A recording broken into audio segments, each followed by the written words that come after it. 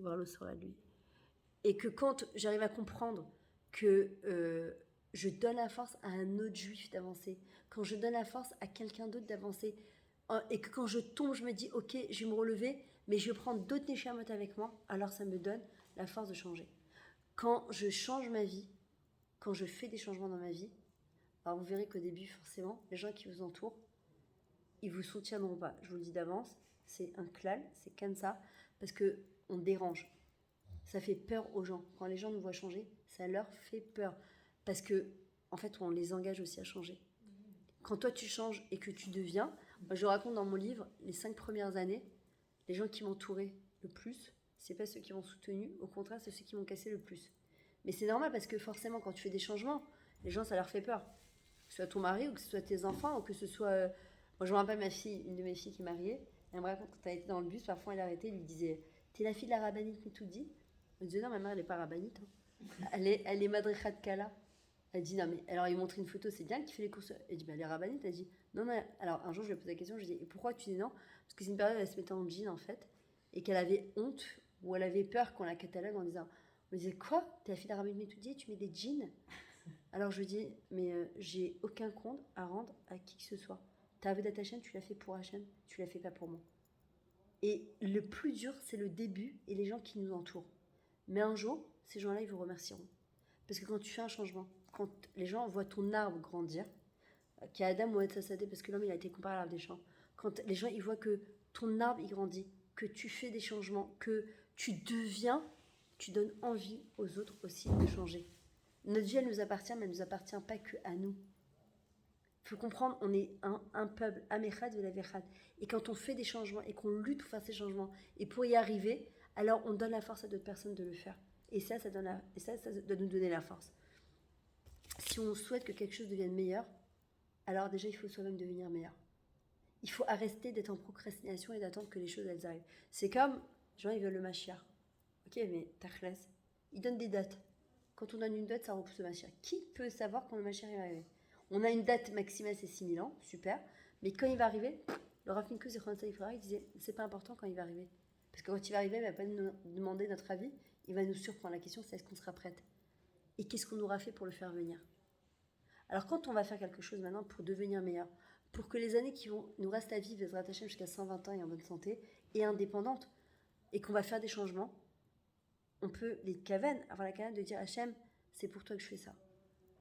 C'est je fais un changement parce que, on ne vit qu'une fois, et on a des comptes à rendre sur notre vie, dans le sens où Hachem il dit, mais attends, tu vas dire oui, mais regarde, c'était dur, c'était ok, et je peux te donner 1 milliard d'exemples de gens pour qui c'était dur, c'était compliqué, et pourtant, de ces difficultés, ils ont fait quelque chose de très grand. Je vous donne un exemple, peut-être vous avez entendu parler de Meir Panim, l'association Meir Panim. Je ne sais pas si vous connaissez l'histoire, mais elle est assez exceptionnelle.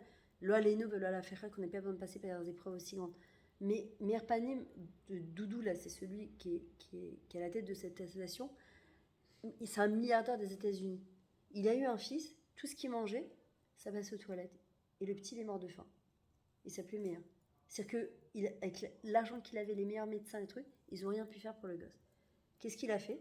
Il a dit, si moi, avec tout l'argent que j'ai pas pu nourrir mon fils, les gens qui n'ont pas de quoi manger, il a ouvert des macolettes gratuites où les gens pouvaient aller se servir. Je trouve ça exceptionnel. Hein?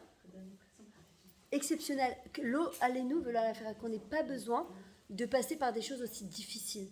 Mais de comprendre que parfois des gens, dans des moments aussi difficiles, comment ils peuvent prendre leur vie et en faire quelque chose de tellement immense. Et en vrai, c'est ce qu'on doit se poser aussi comme question. On passe toutes des expériences de vie, parfois difficiles, parfois un peu difficiles, parfois très difficiles. Je peux me plaindre. Soutien, ZBC d'Agamon. J'ai le droit de me plaindre. Mais est-ce que c'est mes kadamoti? Est-ce que ça me fait avancer? Est-ce que c'est mes charades? Alors, ça peut arriver. Moi, j'ai des périodes parfois où je me plains. Ça arrive, hein. Mais je me laisse parfois un temps. Je me dis, voilà, t'as encore 2 heures pour te plaindre. Après, stop, tu t'arrêtes. Même ma chaîne, parfois, je me dis, elle m'a saoulée. Arrête. J'étais là, ouais, il veut plus, il en est marre. Au bout de 2 heures, je me dis, bon, c'est bon, ça y est, ça y est, on peut passer à autre chose maintenant. Et en vrai, c'est exactement ce qu'on doit se dire maintenant.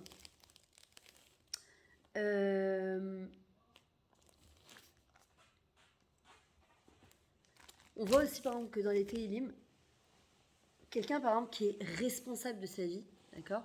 Il y a marqué dans les Tehillim, le premier Tehillim, Ashraï, Shachar, Loalar, Batat Rishon, Taim Lohamad, Vumoshalet, Sulachal. Il y a marqué Kol Mashayase, Yatzliar. Tout ce qu'il fera, il réussira. Est-ce que une personne, tout ce qu'elle fait, elle réussit? Non. On n'est pas Dieu, mais la réussite, elle n'est pas du tout celle que le monde il nous propose. Si une personne, toute sa vie, elle est comme sur une autoroute tout droite, bizarre. Parfois, je dis, ouais, mais il a tout ce qui touche, il le transforme en or, il a la hatzlacha dans tout ça. Il y a des gens parfois que bon, Hachem. Mais en vrai, on ne sait pas. On ne sait pas si cette personne-là, elle est plus heureuse ou elle est. La réussite, c'est quelqu'un qui fait des choses, parfois qui réussit, parfois qui ne les réussit pas, mais qui se sert de ses échecs, ils en fait des réussites. C'est ça la réussite, selon la Torah. Kol Mashiyase Yatzliar. Comment il fait? Parce qu'il est comparé à l'arbre qui est planté à Shalto al-Palgemaim, sur les bords de l'eau. Et en fait, que même s'il y a des intempéries, même s'il y a des ouragans, il tient bon. Pourquoi? Ashre Ha'ish, parce que heureux est l'homme, Shilo al-Arbasat Rechaim, qui ne va pas selon le conseil des Rechaim. C'est qui les Rechaim? C'est le monde dans lequel on vit aujourd'hui, où ils nous vendent du vent, où ils nous proposent du mensonge, où ils nous font croire, d'abord c'est le monde du miyadi, tout vite. Les mails vite, les fax vite, les trucs vite, l'argent vite. Prends un médicament, tu perds 30 kilos en 2 jours et tu en reprends 60 en 3 jours. Tout est